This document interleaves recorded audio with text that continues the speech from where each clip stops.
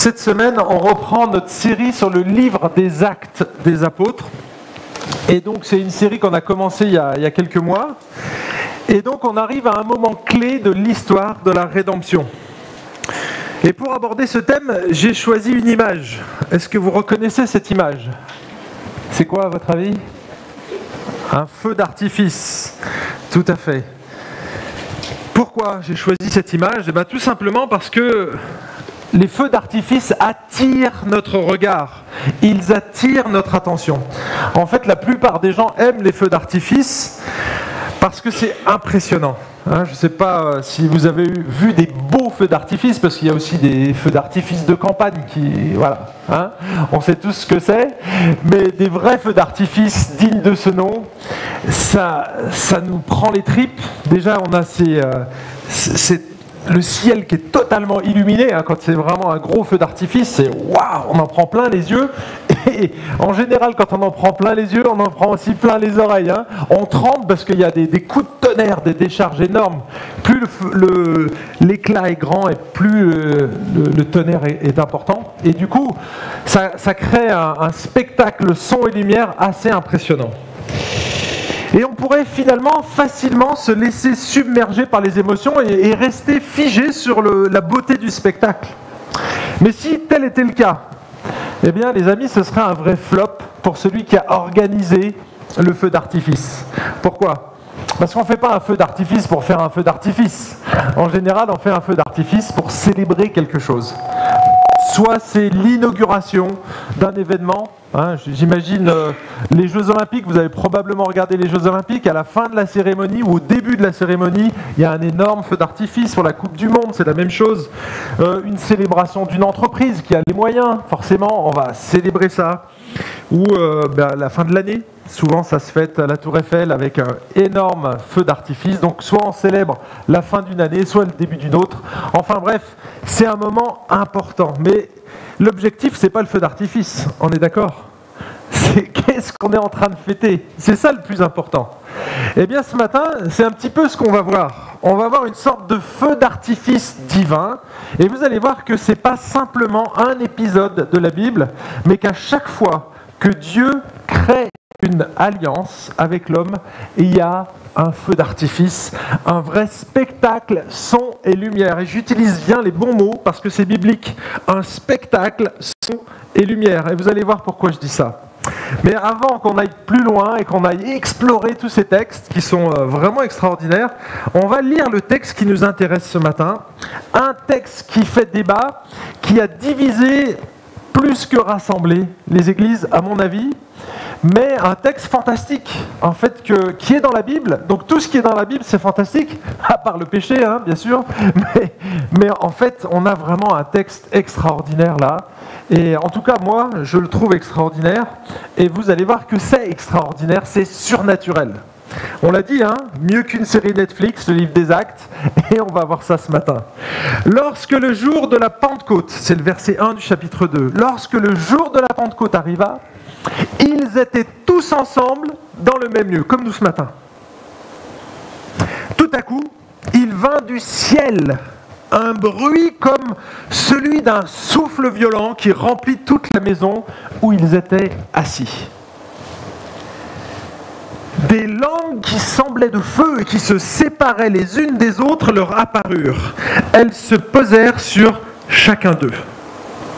Ils furent tous remplis d'Esprit Saint et se mirent à parler en d'autres langues, selon que l'Esprit leur donnait de s'exprimer. Or, il y avait en séjour à Jérusalem des Juifs pieux venus de toutes les nations qui sont sous le ciel. Au bruit qui se produisit, la multitude accourut et fut bouleversée parce que chacun les entendait parler dans sa propre langue.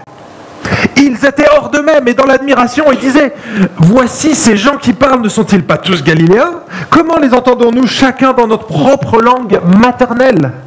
Parthes, Mèdes, Élamites, ceux qui habitent la Mésopotamie, la Judée, la Cappadoce, le Pont, l'Asie, la Phrygie, la Pamphylie, l'Égypte, le territoire de la Libye voisine de Cyrène, et ceux qui sont venus de Rome, juifs et prosélytes, crétois et arabes, nous les entendons parler dans nos langues des merveilles de Dieu.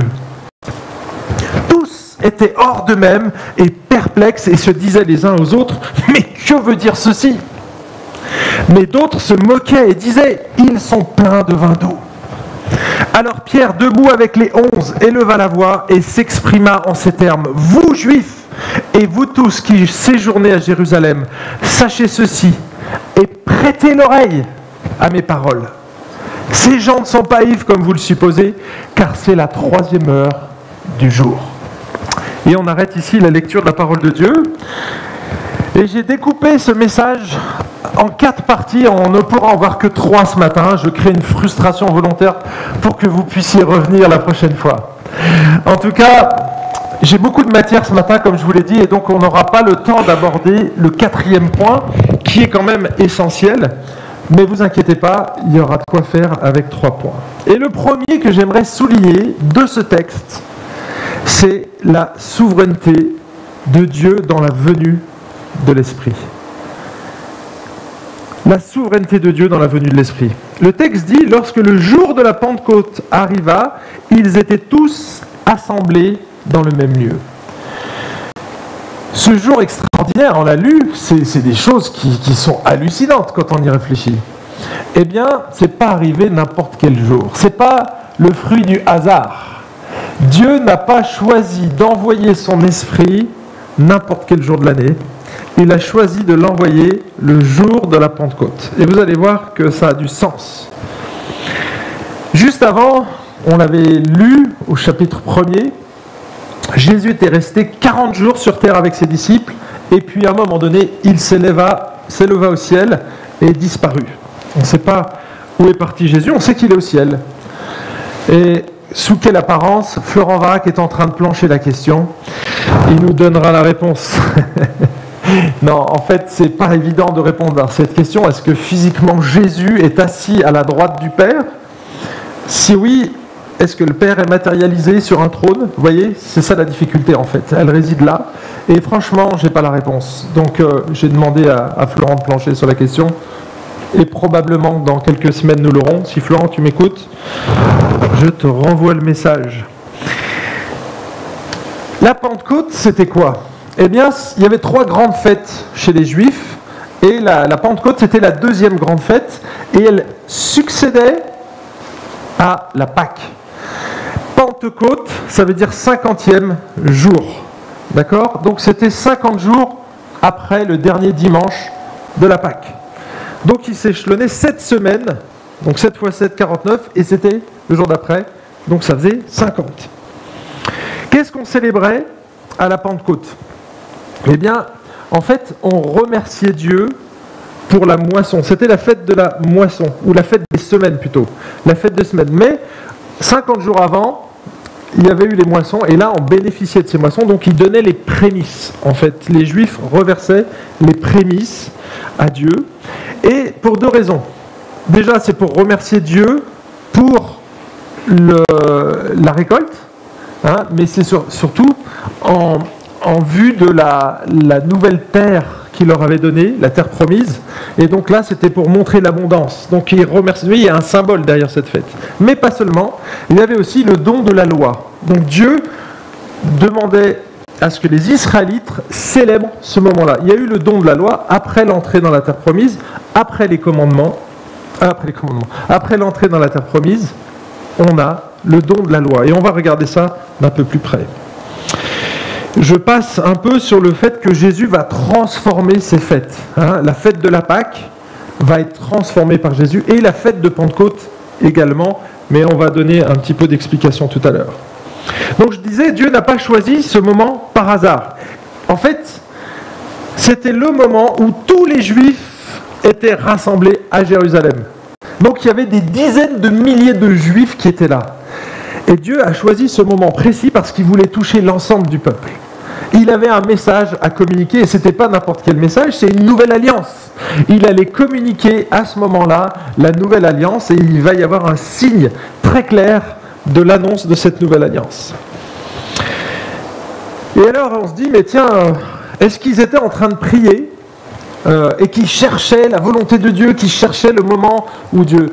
Alors, je n'ai pas trouvé de réponse satisfaisante, mais un commentateur quand même dit, c'est MacArthur, il dit que en fait ils étaient en position assise. Vous avez vu, ils étaient tous assis. Et il dit qu'en général, la prière se faisait debout ou à genoux. Et donc, ils étaient passifs, probablement en train de discuter. D'accord ? Et c'est important parce que finalement, ça montre le côté souverain de Dieu. On n'est pas en train de réclamer quelque chose, ils attendaient, mais ça faisait quand même 10 jours qu'ils attendaient. Et donc, du coup, il y a une soudaineté, et c'est ce qu'on voit au verset 2, tout à coup, il vint du ciel. Tout à coup, ça montre le côté soudain de la venue de l'Esprit. Les disciples s'attendaient à ce que l'Esprit vienne, c'est ce qu'ils faisaient, ils étaient dans l'attente, mais ils ne savaient pas exactement quand il allait venir, et Jésus ne l'a pas dit. Donc, voilà, on est dans l'attente. Comme tout à l'heure, là, pendant les 5 minutes, on ne savait pas si on allait pouvoir continuer le culte ou pas, on était dans l'attente, mais on ne savait pas quand on allait reprendre. Ça aurait pu être dans 3 heures. Mais voilà, merci Seigneur, c'était plus rapide. Eh bien oui, ils ont dû attendre 10 jours. 10 jours. Et regardez, il y a une petite précision qui nous indique d'où vient ce signe étrange. Le texte dit du ciel. C'est important. C'est important. Pourquoi ? Parce qu'il marque ici la source de l'esprit. Ça ne vient pas des hommes, ça ne vient pas de quelque chose qu'on aurait réclamé nous, qu'on aurait fabriqué, mais ça vient du ciel. D'accord ? Donc le ciel, c'est toujours la source des dons de Dieu. Si ça ne vient pas du ciel, alors là, il faut se poser de sérieuses questions. Qu'est-ce qui s'est passé exactement ? Et c'est là où on arrive à notre deuxième point, c'est les manifestations de la venue de l'Esprit. Donc, on voit d'une part qu'il est souverain, et maintenant, on va regarder quelles sont ces manifestations. Un bruit comme celui d'un souffle violent qui remplit toute la maison où ils étaient assis. Des langues qui semblaient de feu et qui se séparaient les unes des autres leur apparurent, et elles se posèrent sur chacun d'eux. Alors, vous voyez ici, quand je disais tout à l'heure, spectacle, son et lumière, déjà, on a le son. Il parle d'un bruit de vent qui souffle fort. Et moi, je peux facilement m'imaginer ce bruit parce qu'on habite dans une région où il y a des bourrasques de vent et ça souffle très fort, entre 70 et 90 km/h. Et je peux vous dire, quand le vent souffle dans les tuiles, c'est assez impressionnant. On est bien content qu'elles restent accrochées, les tuiles. J'aimerais pas être dehors à ce moment-là. On voit les poubelles qui volent, il y a plein de choses qui volent, mais ça fait un bruit particulier, le vent qui souffle comme ça. Et donc, c'est ce que décrit Luc ici. Et donc, on a déjà le son. Mais ensuite, on va avoir l'image. Et là, on voit que Luc, il est un peu embarrassé pour décrire ça. Hein. Vous avez vu, déjà, il dit « comme un souffle violent ». Comme. Il utilise la comparaison. Parce qu'en fait, déjà, il n'était pas là. Donc, il a dû écouter et noter ce que les témoins oculaires ont vu. Donc vous voyez, quand on voit un événement, si nous on ne l'a pas vu et qu'on le décrit mais par la bouche de quelqu'un d'autre, on va utiliser son vocabulaire à lui. Et il aime bien être précis, mais là il a du mal. Il a du mal et à chaque fois, vous avez vu, le bruit était comme un souffle et les langues semblaient de feu. Vous voyez ? Donc, en général, quand on communique comme ça, c'est qu'on n'a pas l'équivalence, c'est pas exactement ce qui s'est passé, c'est pas exactement des langues de feu, hein, il n'y avait pas des langues, et il n'y avait pas vraiment du feu, c'est quelque chose qui ressemblait à quelque chose comme ça. D'ailleurs, moi j'en ai jamais vu, et je pense que Luc non plus, des langues de feu, franchement. Vous avez déjà vu une langue enflammée qui se baladait comme ça au-dessus de vos têtes ? Il dit que ça faisait comme des flamèches, okay, des petites flammes, qui se déposent sur la tête des gens. Et là, on se dit, ouh, moquette ? Non, ça ressemblait, vous voyez ? Il n'est pas en train de dire c'est exactement ça, ça ressemble à quelque chose comme ça. Et en fait, ces manifestations surnaturelles, par ces manifestations surnaturelles, Dieu cherche à attirer l'attention du peuple juif sur lui et non sur les miracles. Je donne une illustration. Quand une maîtresse d'école veut attirer l'attention de ses élèves, qu'est-ce qu'elle fait ? Soit elle parle plus fort, vous voyez, le bruit. Soit elle prend une clochette. Soit elle fait quelque chose de complètement inhabituel qui va perturber les élèves et ils vont se regarder et comme ça, ils vont être attentifs, vous voyez. C'est un peu ce qui se passe ici. C'est que Dieu, il va attirer le regard des Juifs sur quelque chose. Mais à votre avis, est-ce que l'objectif, c'est de regarder ça ? ou le message qu'il doit communiquer derrière? Voyez? Est-ce qu'on doit focaliser nos yeux sur le feu d'artifice ou sur l'événement qui est en train de se passer? Parce qu'il y en a qui ont fait cette confusion et aujourd'hui ça crée vraiment des problèmes. On se focalise sur le spectacle et qu'est-ce qu'on essaye de faire? On essaye de reproduire le spectacle, alors que ce n'est pas vraiment le message de Dieu. Ce que j'ai dit tout à l'heure, un feu d'artifice, c'est pas le spectacle qui compte. Ça c'est pour attirer nos regards, c'est pour faire une fête éventuellement, mais ça communique un autre message et c'est ce qui nous intéresse finalement, c'est de savoir qu'est-ce qui a été communiqué. Alors en étudiant, je me suis dit finalement ici on passe d'une transition de l'ancienne alliance, l'alliance de la loi, à la nouvelle alliance, l'alliance de l'esprit. D'accord? Et donc ça va être une nouvelle dispensation, une nouvelle ère que Dieu va ouvrir. Donc c'est un moment exceptionnel. Il n'y en aura pas deux comme ça dans l'histoire. D'accord? Donc un moment exceptionnel, par définition, ça ne se répète pas. Voyez? Et donc du coup, Dieu fait quelque chose ici d'extraordinaire pour attirer les regards, mais à chaque fois que Dieu fait une alliance, et ça j'ai vérifié cette semaine et on va explorer ça ensemble, alors prenez vos Bibles et ouvrez-les en Genèse chapitre 15. On va regarder la première alliance significative après celle qu'il a eue avec Adam. Souvenez-vous, on l'a étudié dans l'étude biblique avec le petit livret de la grande découverte. La première alliance qui est faite, c'est quand Dieu intervient lui-même, il prend l'initiative, il tue un animal et il vient couvrir Adam et Ève d'une peau de bête. Ça, c'est la première alliance finalement qui est faite avec l'être humain, c'est le pardon ici. Et ensuite, il va y avoir une deuxième alliance, on l'a lu tout à l'heure, je ne sais pas si tu as fait exprès, mais c'est exactement l'alliance de Noé, l'alliance de paix, hein, il promet, et c'est une alliance. Donc, et le terme que tu as lu dans Ésaïe 54, c'est clairement une alliance. Et donc Dieu va établir une alliance de paix avec Noé, mais on a maintenant ici dans Genèse 15, alors il commence même au chapitre 12, au chapitre 13, il y a déjà l'annonce, mais là il y a la ratification de l'alliance. Et donc on arrive au chapitre 15, et on assiste ici à un échange entre Dieu et Abraham. Le dialogue commence par une vision. Et puis très rapidement ça devient réel, mais on ne sait pas quand exactement dans le texte, en tout cas ça se concrétise. Donc il commence par une vision, et puis après on voit qu'il va faire des choses très, très concrètes. Comme Abraham, il est en train, Abraham, à cette période il s'appelle encore Abraham, et bien comme il s'inquiète de son avenir, il ne voit pas d'enfant, l'enfant de la promesse arriver, eh bien Dieu vient le rassurer à ce moment-là, et il lui rappelle la promesse qu'il lui a fait au chapitre 12 et au chapitre 13.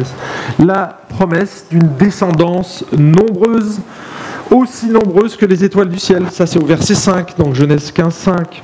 Et il lui rappelle aussi qu'il aura un territoire où il va pouvoir prospérer, verset 7. Et entre ces deux promesses, on trouve l'un des versets les plus cités du Nouveau Testament. C'est le verset 6. Il se retrouve 3 fois dans la bouche de Paul, au moins 3 ou 5, ça dépend comment vous comptez, mais 3 fois au moins chez Paul, en Romains 4, verset 3, verset 9, et puis en Galates chapitre 3, verset 6, et une fois chez Jacques, Jacques 2, verset 23. Ce verset, vous le connaissez, Abraham crut en l'Éternel, qui le lui compta comme justice. Et c'est de ce texte-là d'où est définie toute la doctrine de la justification dans la Bible. Le point, la clé de voûte, finalement, qui montre qu'on ne peut pas être sauvé par nos œuvres, mais par la grâce de Dieu. Et c'est parce que Abraham crut à Dieu, c'est sa foi qui l'a sauvé. Et à partir de ce moment-là, tout va faire référence à Abraham. Ça va être le modèle, l'archétype de la foi. C'est le père des croyants. Les Juifs faisaient toujours référence à Abraham. Et donc, vous voyez, l'alliance avec Abraham est fondamentale. C'est la toute première alliance, mais elle est fondamentale. Et on va faire quoi? On va encore assister à un spectacle sans lumière. Regardez le verset 17. Quand le soleil fut couché, l'obscurité devient profonde. Alors, une fournaise fumante et des flammes passèrent entre les animaux partagés. En ce jour-là, l'Éternel conclut une alliance avec Abraham en disant « Je donne ce pays à ta descendance ». Quand je vous disais que ça ressemblait à un spectacle son et lumière, j'étais pas loin de la vérité. En fait, Dieu avait parlé déjà de manière audible à Abraham. Donc le son était déjà là. Et il manquait que la lumière. Eh bien, elle arrive la lumière. Une fournaise et des flammes passent entre les animaux. Donc Dieu lui avait demandé pour sceller l'alliance de faire un holocauste. Donc à l'époque, on coupait l'animal en deux, dans ce sens-là. Et on l'ouvrait comme ça. Et on le disposait comme ça. Et donc, il y avait plusieurs animaux. Il y avait 3 grands animaux. Il y avait un bœuf, un mouton et un bouc, je crois. Enfin, il faudrait relire le texte. Et donc, Dieu vient et il brûle au milieu une grosse flamme de feu. Alors, les amis, quand on a une grosse flamme de feu qui vient du ciel, c'est pas le plombier du coin qui vient avec son chalumeau. On est d'accord. C'est comme ce qui s'est passé avec Élie quand il était devant les prophètes de Baal et que le feu est descendu du ciel, il a tout pulvérisé, tout a fondu sur place. Eh bien, c'est ce genre de chalumeau. Vous voyez, c'est plutôt un plasma. Il vient cramer, et ça, c'est la manifestation de Dieu. Personne ne peut faire descendre le feu du ciel. Les prophètes de Baal, ils ont essayé, les amis, ils étaient nombreux, ils se faisaient des scarifications, ils faisaient de l'ésotérisme, de la magie. Eh bien, ça ne fonctionne pas. Mais là, on voit que ça descend du ciel. Et il vient cramer ces trucs-là. Plus loin, au chapitre 17, versets 1 à 9, Dieu va rappeler les termes de l'alliance faite avec Abraham, et en guise de signature du contrat, Dieu va lui demander de se circoncire lui-même, et de circoncire chaque mâle de son peuple. Et finalement, la circoncision, dans l'ancienne alliance, ça va être le signe de cette alliance. Le signe de la première alliance. C'est la marque visible du peuple de Dieu, du peuple d'Israël. Et donc, ça, c'est la trace qui reste. C'est la chose qu'il va falloir reproduire. C'est donc le côté normatif. D'accord ? On reviendra sur ce point plus tard. Mais il ne fallait pas qu'ils reproduisent le spectacle. Voilà ce qu'ils devaient reproduire, le signe de l'alliance. On ne reproduit pas ce qui se passe, tous les événements au moment de l'alliance. On reproduit le signe de l'alliance. Et vous allez voir que c'est la même chose finalement pour nous, les croyants, mais ça ne sera plus la circoncision. Donc la première grande alliance, après Adam et Noé, c'est celle-là, c'est Abraham. Quelle est la deuxième grande alliance que Dieu a donnée ? Elle est facile à trouver. C'est l'ancienne alliance, c'est la loi. La loi. Exode chapitre 20. Allez hop, avancez. Juste changer de livre, c'est le livre d'après. Genèse, c'est le premier, Exode, c'est le deuxième. Il s'écoule environ 500 ans avant que Moïse arrive sur le devant de la scène. Dieu délivre son peuple qui était en esclavage en Égypte depuis 4 siècles. Ça fait long. Ça fait long. Il entend leurs cris et il va les délivrer. Et il ouvre la mer et il les fait arriver dans la terre promise.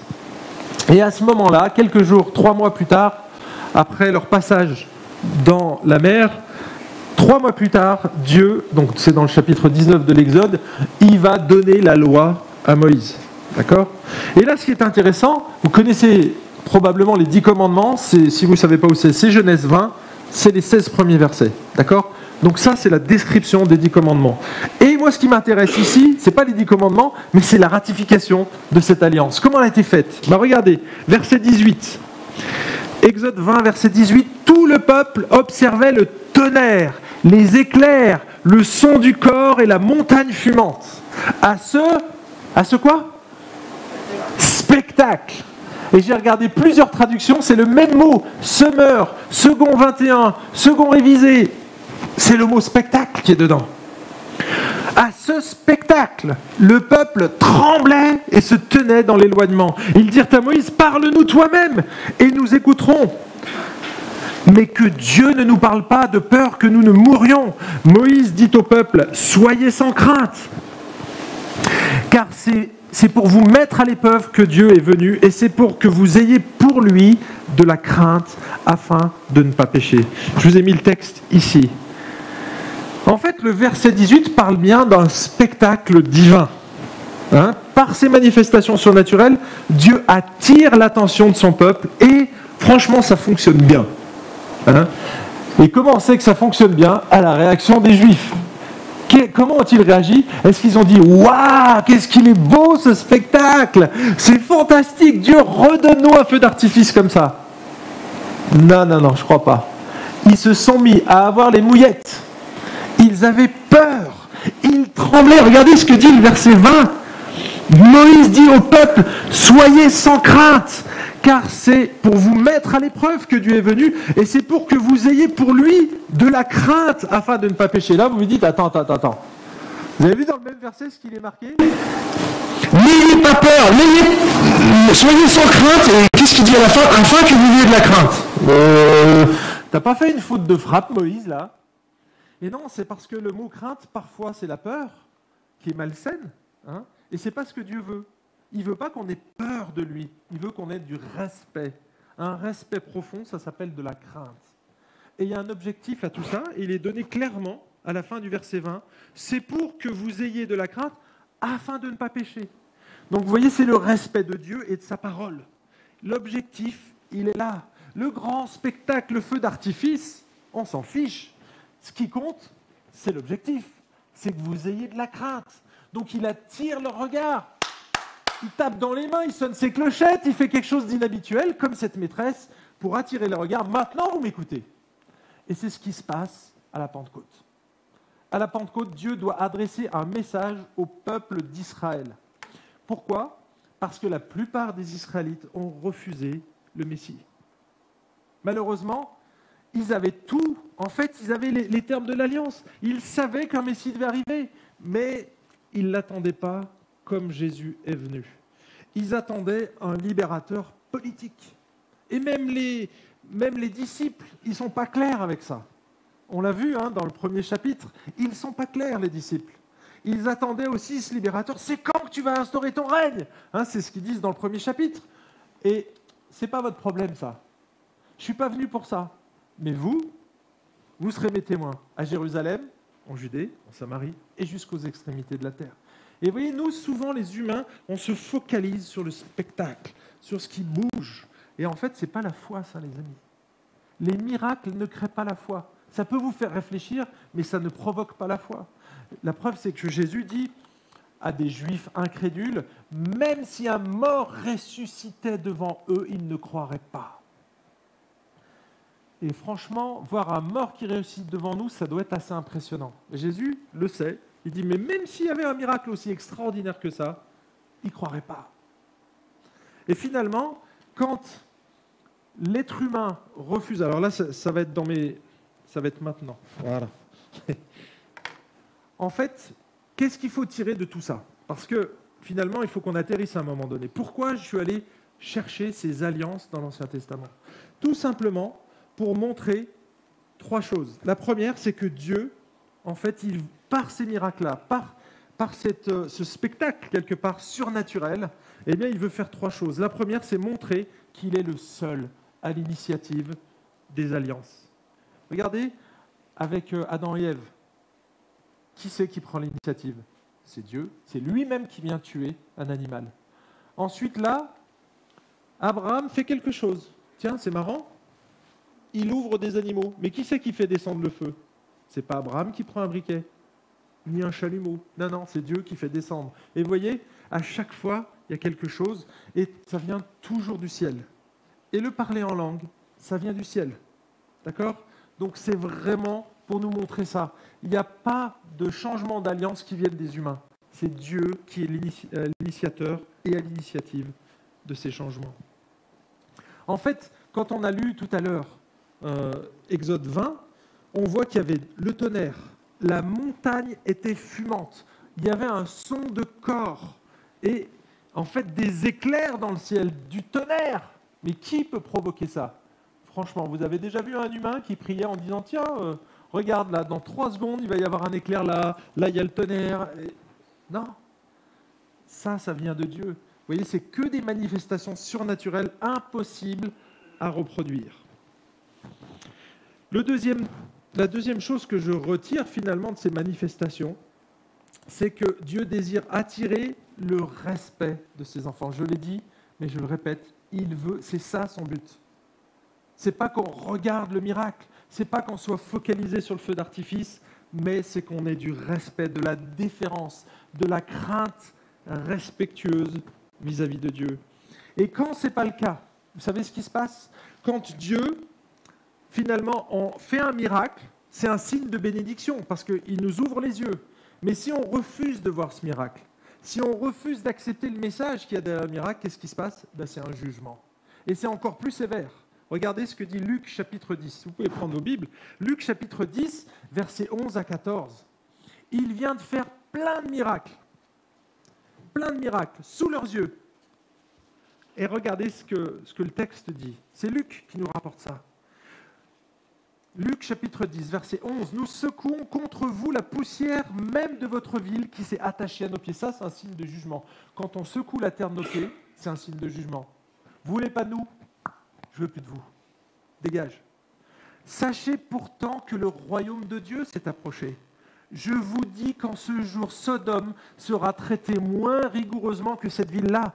Malheur à toi, Chorazine, malheur à toi, Bethsaïda, car si les miracles faits au milieu de vous l'avaient été à Tyr et à Sidon, des païens, il y a longtemps qu'elles se seraient repenties avec le sac et la cendre. C'est pourquoi, lors du jugement, Tyr et Sidon seront traités moins rigoureusement que vous. Vous voyez, quand il y a un miracle qui est fait, quand on reconnaît l'auteur du miracle et qu'on comprend le message qu'il y a derrière ce miracle, alors c'est une bénédiction.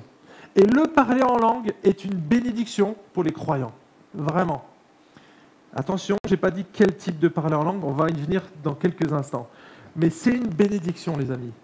Par contre, si on refuse le message, si on refuse finalement la repentance qui va derrière le miracle, parce que ça nous impressionne, eh bien là, c'est un jugement qui est contre nous. Et je ne dis pas ça à la légère parce que c'est 1 Corinthiens 14 où Paul fait un lien direct entre les langues et un jugement. Mais direct. Il cite Ésaïe.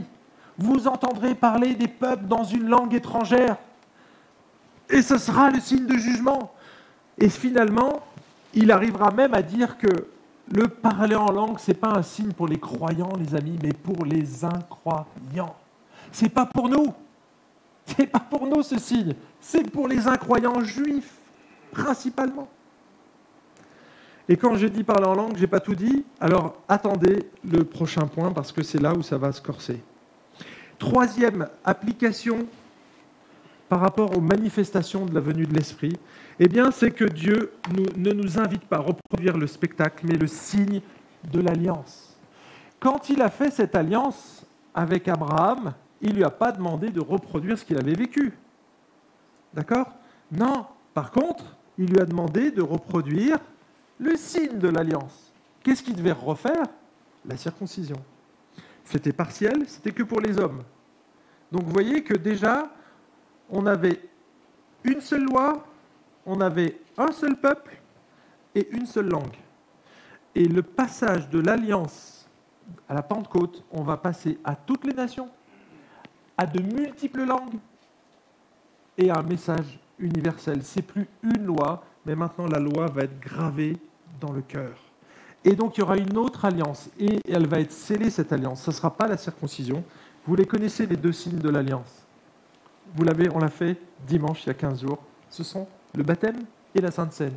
C'est les deux signes de l'alliance. Le baptême, on l'a dit, et je le répète, symbolise le baptême de l'Esprit, en fait. C'est l'inauguration du croyant à l'intérieur de son cœur. Dieu vient prendre possession de son cœur. Et donc ça, c'est le baptême. Et donc on le fait physiquement avec de l'eau. Mais le baptême d'eau, il ne sauve pas comme la circoncision. Elle n'a jamais fait d'un homme un juif, d'accord? Un juif croyant. Ça ne crée pas la foi, la circoncision. Et bien, le baptême, il ne crée pas la foi, il faut l'avoir avant. Voyez. Et donc, c'est un signe de cette alliance-là. Et la deuxième, c'est pour qu'on reconnaisse l'évangile. C'est l'évangile, le signe de notre alliance. Et donc, c'est le pain et le vin. C'est la mort de Jésus-Christ et sa résurrection. Son sang nous purifie de tout péché. Et après, bien sûr, il a transformé la Pâque, le message de la Pâque. Le message de la Pâque, c'était un agneau qu'on tuait pour fêter la délivrance d'un ennemi physique. Et maintenant, la Pâque, on va fêter la délivrance du péché. Vous voyez? Et on va prendre un autre agneau, mais l'agneau, il est parfait et il va être ultime. Il n'y aura plus besoin de faire d'autres sacrifices parce que l'agneau, c'est Jésus lui-même. Et vous voyez, il transforme la Pâque de l'Ancienne Alliance en Pâque du Nouveau Testament, de la Nouvelle Alliance. Et ça change tout. Et bien, c'est la même chose avec la Pentecôte. Finalement, ce qu'on célébrait à la Pentecôte, c'était la loi, et donc c'était la venue de la loi, le don de la loi. Et bien maintenant, la Pentecôte, ça va être le don de l'Esprit. Et on va transiter de la loi à l'Esprit. Avant, il n'y avait qu'un seul peuple qui pouvait bénéficier, le peuple de l'Alliance, qui pouvait bénéficier du salut quelque part. Sauf exception, c'était les Juifs. On a Rahab, on a les Ninivites, on a des exceptions parce qu'on a un Dieu de grâce, mais normalement, on accédait au salut et on pouvait adorer Dieu par des rituels qui n'étaient que l'ombre des choses à venir. Quand Jésus vient, il balaye et il n'y a plus d'ombre. C'est lui maintenant. Il accomplit tout ça en Jésus-Christ. Et donc, du coup, ce qu'on célébrait à la Pentecôte, qui était le symbole de la loi, va être le symbole de l'Esprit. On transite de l'alliance de la loi à l'alliance de l'Esprit, et c'est incroyable. Parce qu'il y a énormément de choses et d'implications qui vont en découler, et finalement, c'est ça l'ère de l'Église. C'est pas une parenthèse, mes amis, dans l'histoire de la rédemption. L'Église, on a dit pendant, j'ai entendu déjà, il y a quelques des gens qui disaient oui, mais l'Église c'est juste une petite parenthèse. Non. L'Église c'est l'aboutissement de plein de prophéties de l'Ancien Testament. Elle est l'aboutissement. Alors c'était voilé, il y avait plein de choses qu'on ne pouvait pas savoir, notamment que les Juifs et les païens allaient pouvoir accéder au même Dieu. Mais c'est ce qui se passe ici, mes amis. On est à un moment historique à la Pentecôte. J'ai pas regardé l'heure. Purée. Allez, on avance. Troisième point. C'est ça le problème quand on est passionné, on ne regarde pas l'heure. Je vous ai endormi, là, je vous ai perdu, ou vous êtes encore avec moi? On est ensemble? Ça vous dit qu'on rentre dans le détail du parler en langue maintenant? Allez. Verset 4, « Ils furent tous remplis d'Esprit Saint et se mirent à parler en d'autres langues selon que l'Esprit leur donnait de s'exprimer. » J'ai appelé ce point la preuve de la venue de l'Esprit. Un peu pour titiller mes amis pentecôtistes qui considèrent que le parler en langue est la preuve initiale du baptême du Saint-Esprit. J'ai vérifié cette semaine, ils n'ont pas changé leur théologie, c'est toujours la même chose, ils affirment sur leur site. Que le signe initial du baptême du Saint-Esprit pour un pentecôtiste, et peut-être que vous êtes pentecôtiste dans cette salle, eh bien c'est le baptême du Saint-Esprit. J'ai la triste nouvelle de vous annoncer que je ne suis pas en phase avec cette position-là. Et ce n'est pas du jugement, d'accord? Il faut vraiment que vous sachiez que j'ai des amis pentecôtistes, j'ai des amis charismatiques, et que sur ce terrain-là, on n'est pas en phase. Et ça ne me dérangerait pas, franchement, parce que ce n'est pas un point fondamental, sauf quand on dit que si tu ne parles pas en langue, eh bien, tu n'as pas l'Esprit, tu n'es pas baptisé du Saint-Esprit. Et là, c'est une erreur théologique qui peut aller loin. J'ai des amis qui sont restés dans l'église pentecôtiste pendant des années, mais qui ne parlaient pas en langue. Il y en a beaucoup de gens qui ne parlent pas en langue dans l'église de Pentecôte, et finalement, on les met un peu de côté. C'est comme s'il y avait deux classes de chrétiens. Il y a ceux qui parlent en langue, et puis il y a les autres, quoi. C'est comme si tu étais un peu assis sur le strapontin à l'église, tu vois. Et finalement, ça crée deux classes de chrétiens. Et ça, c'est à bannir, les amis. À bannir. Parce que Paul le dit clairement dans Romains 5,8, celui qui n'a pas l'esprit, il ne lui appartient pas. Et donc, si on appartient au Seigneur, et si le parler en langue, c'est le signe du Saint-Esprit, alors on devrait parler en langue. Et c'est totalement pas en phase avec ce que je crois et avec ce que croit notre Église. Donc ici, je ne vais pas exposer mon point de vue, d'accord? Je vais étayer ce qu'il y a dans notre confession de foi. Il n'y a pas tout dans une confession de foi, c'est une synthèse. Donc je vais donner quelques éléments. Et moi, je vous propose, finalement, ce matin, je vais vous donner 12 raisons pour lesquelles le parler en langue, ce n'est pas le signe que le Saint-Esprit est dans le croyant. Mais il faut quand même expliquer deux petits phénomènes. Le premier, c'est qu'ici, on assiste à un miracle, d'accord? Et ce miracle-là, ça s'appelle la xénoglossie. C'est connu, et en fait, c'est un phénomène donc la xénoglossie, qui désigne la faculté de parler une langue étrangère sans l'avoir apprise. Si vous savez la complexité du langage, quand quelqu'un, si moi, là, maintenant, je suis en train de vous prêcher en français, je me mets tout d'un coup à vous parler en allemand ou en autrichien ou en norvégien, eh bien là, je vais faire de la xénoglossie. Donc c'est un message que je vais donner dans une langue que je n'ai jamais apprise, et vous allez la comprendre. Alors, je sais que vous êtes de plusieurs nationalités, et donc si je parlais dans votre langue couramment, si vous entendez quand je prêche dans votre langue, eh bien ça, c'est un miracle de xénoglossie. Et c'est ce qui se passe ici, xénoglossie. Et c'est à ne pas confondre avec ce qu'on voit aujourd'hui dans beaucoup d'endroits, c'est-à-dire dans la plupart des églises de Pentecôte, ce n'est pas de la xénoglossie. Xéno, ça vient de étranger, et glossie, c'est la langue. Donc c'est langue étrangère, quelqu'un qui parle d'une autre langue. Vous voyez ? Ce qu'on appelle la glossolalie. D'accord ? Donc ça, c'est un autre phénomène. Glossa, ça vient de la langue, et lalein, c'est parler, donc c'est parler en langue. Et ça, c'est un phénomène qui est plutôt religieux. Même certains disent que c'est psychologique, mystique, paranormal. Vous pourrez aller voir sur Wikipédia si vous voulez, même si franchement, il n'y a pas grand-chose. En tout cas, il faut savoir que la glossolalie, ça ne se pratique pas que chez les pentecôtistes. La glossolalie, c'est un phénomène qui est dans toutes les religions du monde entier. Toutes les religions. J'ai regardé, la liste est vraiment longue. Y a les musulmans, bien sûr les catholiques, qui peuvent prier aussi Marie en langue. Ça vous fait réfléchir un petit peu. Les luthériens, qui ont une doctrine du salut qui n'est pas forcément le salut par la foi. Les montanistes ont parlé en langue. Alors les montanistes, ça date, mais les mormons, les témoins de Jéhovah, les animistes, et j'irai jusqu'aux satanistes, ils parlent en langue aussi. Mais c'est de la glossolalie. Et donc, il y a un phénomène humain derrière tout ça. D'accord ? Donc je ne dis pas que c'est satanique, je dis simplement, j'ai énuméré toutes les personnes qui pouvaient éventuellement, qui parlent de ce type-là. Donc la glossolalie, ce n'est pas un phénomène chrétien, c'est beaucoup plus large que ça. Et donc, moi, j'ai parlé en langue pendant un temps, parce qu'on m'a demandé de le faire. Et donc, j'ai appris à parler en langue. Je me suis exercé. Et donc, ça s'apprend, apparemment. Et là, j'ai du mal avec le texte. Parce que souvent, et c'est ce qui se passe, c'est qu'on prend acte 2 et on dit, voilà, ça c'est le signe initial du baptême du Saint-Esprit. Et puis, on parle en langue. Alors attends, on est en train de parler d'un miracle extraordinaire où des gens parlent dans une langue qu'ils n'ont jamais apprise. Ça, c'est la xénoglossie. Et toi, tu confonds, tu glisses la glossolalie à l'intérieur de ça. Et vous voyez la confusion où elle est ? C'est qu'après, on va prendre ces textes-là, et puis finalement, c'est très humain. Et donc, du coup, alors je ne dis pas que c'est satanique, mais c'est très humain. Moi, je l'ai fait. Et ça crée des sensations. Alors peut-être qu'il y en a même qui ont parlé ou qui parlent encore en langue. Ça vous fait du bien. Ça vous fait du bien à l'âme, vous voyez. Mais franchement, je ne sais pas s'il faudrait... Et je suis convaincu qu'il ne faut pas l'associer à acte 2. Ça, c'est clair et net. Après, il y a d'autres textes, mais je n'ai pas le temps pour les couvrir aujourd'hui. En tout cas, c'est un miracle. Il parlait dans la langue. Et le miracle, ce n'est pas un miracle de réception, c'est vraiment un miracle de transmission. Regardez le texte, il est clair pour moi.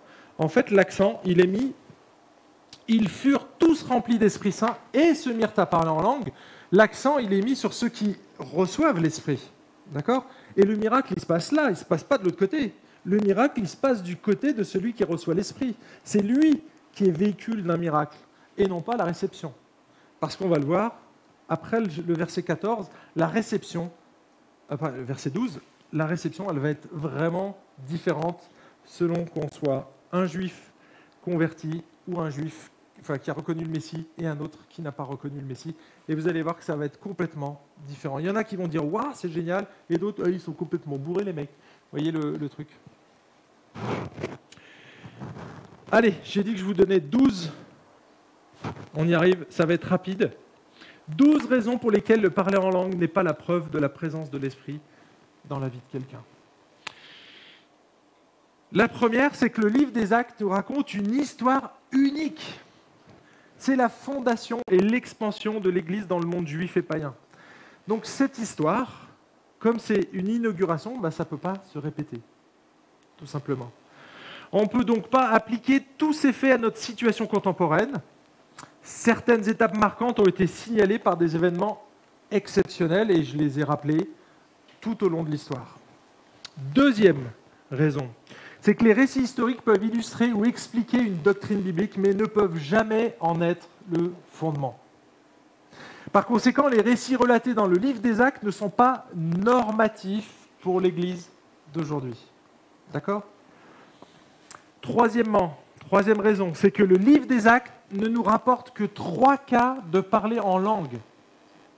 3 cas de parler en langue. Donc, il ne faut pas oublier que les langues ne sont mentionnées que 3 fois en relation avec la réception de l'Esprit, et chacun de ces cas peut, en toute honnêteté, être considéré comme exceptionnel.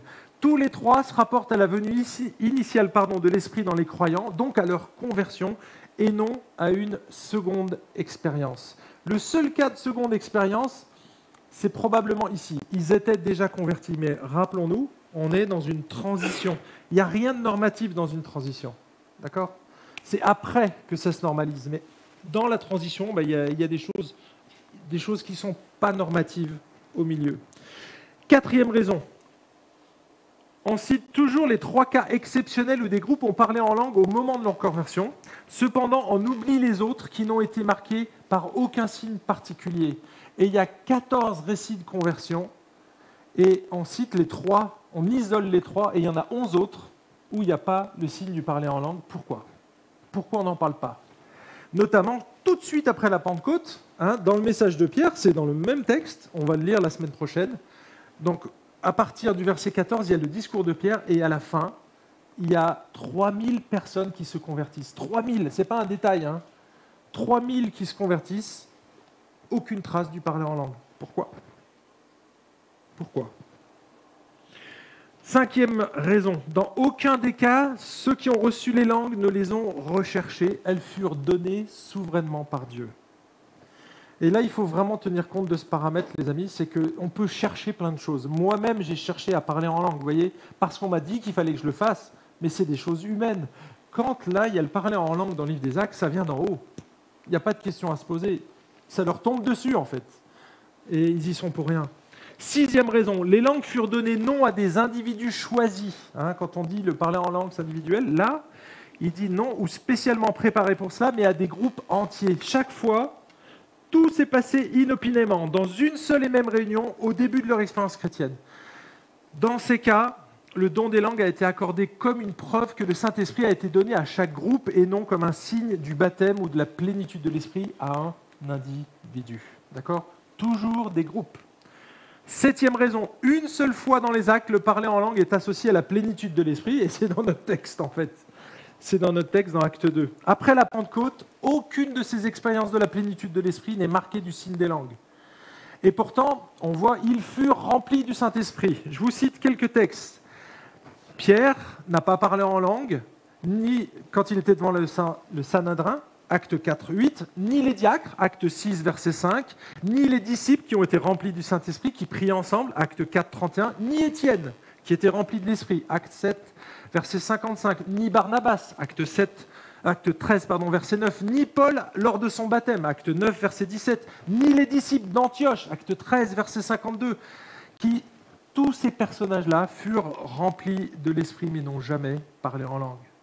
Alors on ne peut pas prétendre que le parler en langue soit un signe normal, et encore moins obligatoire, parce qu'il n'y a pas ce lien la plupart du temps. 8e raison, sur les 14 récits de conversion mentionnés dans le livre des Actes, un seul passage associe le parler en langue au baptême de l'Esprit. Un seul, c'est le nôtre. Alors pourquoi on prend ce texte comme normatif ? Si on était logique, même si on voulait prendre le livre des Actes comme étant normatif, il faudrait tenir compte des 13 autres. Et là, on est embarrassé.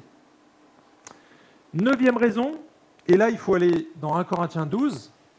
Alors, il faudrait expliquer un petit peu pourquoi je pense que c'est le même parler en langue dans les Corinthiens et dans le livre des Actes. Mais je n'ai pas le temps de le faire.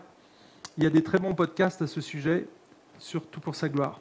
1 Corinthiens 12, 13 enseigne que le baptême de l'Esprit a pour objectif de nous intégrer au corps de Christ. D'accord ? Alors, un homme peut-il être chrétien sans faire partie du corps ? Eh bien là, ce n'est pas possible, les amis. C'est ce que j'ai dit tout à l'heure. Si quelqu'un n'a pas l'Esprit, il ne lui appartient pas. Ce n'était pas le verset 5, mais Romains 8, verset 9. 10e raison, les langues ne sont pas un signe pour les croyants, 1 Corinthiens 14, 22, mais elles le sont pour les non-croyants. croyants, elles sont révélateurs d'un message en fait, et d'un refus, donc signe de jugement. 11e raison, les dons sont donnés différemment aux croyants. Les croyants n'auront donc jamais tous le même don. Il n'y a donc pas à rechercher une soi-disant deuxième expérience. Et ça, c'est 1 Corinthiens 12, où il montre qu'il y en a qui ont le don de faire certaines choses. Et puis, tout à la fin, il parle du don des langues. Et à chaque fois, on doit répondre non, sauf pour les langues. C'est un peu étrange. Tous sont-ils apôtres? Tous sont-ils prophètes? Tous. On dit, bah non, bah non, bah non. Tous parlent-ils en langue? C'est le dernier. Bah oui. Vous voyez, c'est pas logique. Donc c'est l'apôtre Paul. Et enfin, le plus important, c'est que le signe distinctif de quelqu'un qui est rempli de l'esprit, les amis, c'est le AJPPBFDM. C'est ça, quelqu'un qui est rempli de l'esprit. Amour, joie, paix, patience, bonté, bienveillance, fidélité, douceur, maîtrise de soi. Quand quelqu'un est animé de ces caractéristiques, là, vous pouvez dire qu'il est rempli de l'esprit.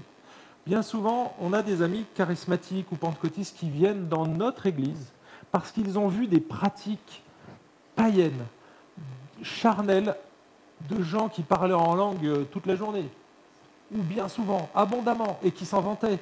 Et quand on voyait leur vie, ça les a profondément déçus. Et ils se sont dit, mais qu'est-ce qui se passe? Ils devraient être remplis du Saint-Esprit si c'est la marque. Mais comment se fait-il que dans sa vie, on ne voit pas cette caractéristique du fruit de l'esprit? Il n'aime pas les gens, il critique tout le temps, vous voyez.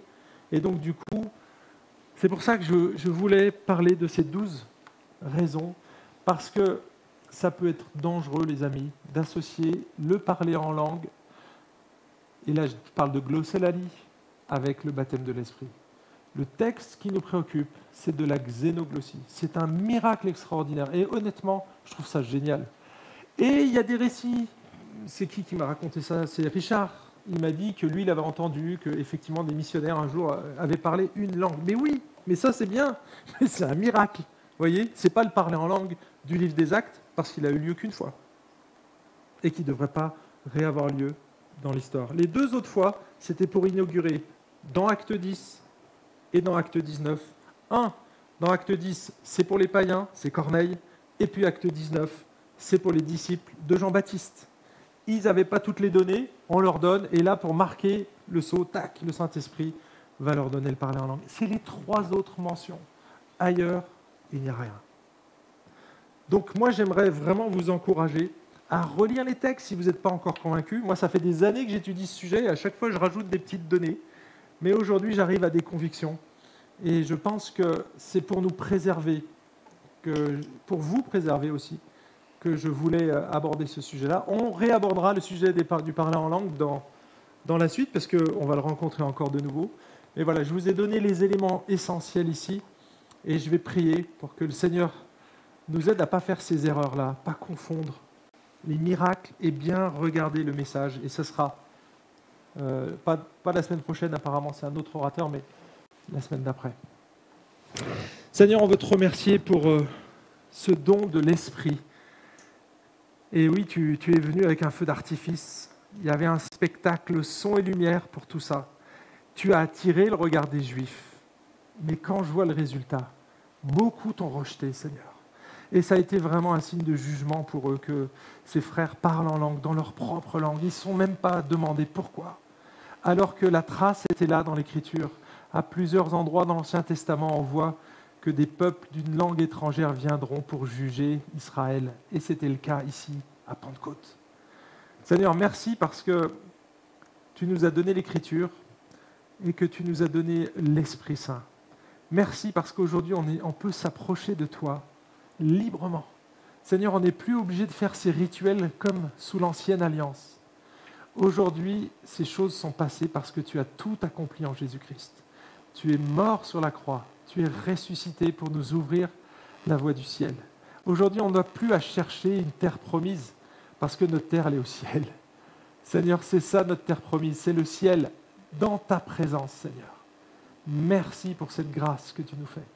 Et je te prie pour mes frères et sœurs, s'il y a encore de la confusion, si j'ai été trop dur, eh bien, je te demande pardon et je leur demande pardon, Seigneur. Aide-nous à avancer les uns avec les autres, à être pleins de grâce plein de délicatesse les uns vis-à-vis des autres, et puis à grandir ensemble dans ta connaissance, Seigneur. Et je te prie tout cela au nom de Jésus-Christ. Amen. Voilà, le culte touche à sa fin. Je suis désolé, j'ai dépassé un petit peu l'heure, mais c'était presque une prophétie. Je l'avais dit que ça allait être long. Et donc, je vous souhaite à tous une bonne semaine.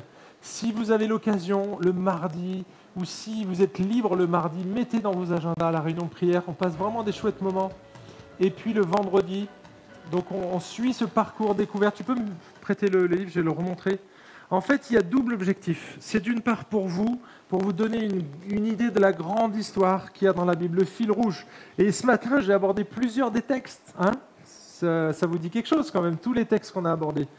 Eh bien, en fait, c'est à la fois pour vous, mais aussi pour pouvoir transmettre le message essentiel de la Bible à nos amis non chrétiens. C'est un manuel qui est fait pour être vécu en groupe ou avec une seule personne. Et on a des questions toutes simples. Et donc, nous, on répond aux questions avant pour que vous soyez un petit peu préparés, vous ne soyez pas surpris des questions qui sont posées dans le petit document. Mais vraiment, c'est un chouette manuel. Ça fait 15 ans que je l'utilise. Et j'ai amené plusieurs personnes à la fois parce qu'on prend le temps, parce que c'est une révélation qui est progressive. Et puis c'est la Bible. En fait, c'est que la Bible, rien que la Bible, avec des questions. Donc voilà, les amis. Je vous encourage à venir le vendredi. Et moi, je suis prêt à organiser une autre séance à un autre moment. Et on repart à zéro. De toute façon, on va le refaire plein de fois, ce cycle-là. Donc, si vous voulez vraiment y participer, que vous voyez un intérêt, parce que c'est un bel outil, eh bien, moi, je suis prêt à mettre d'autres réunions en place. Il suffit de le demander.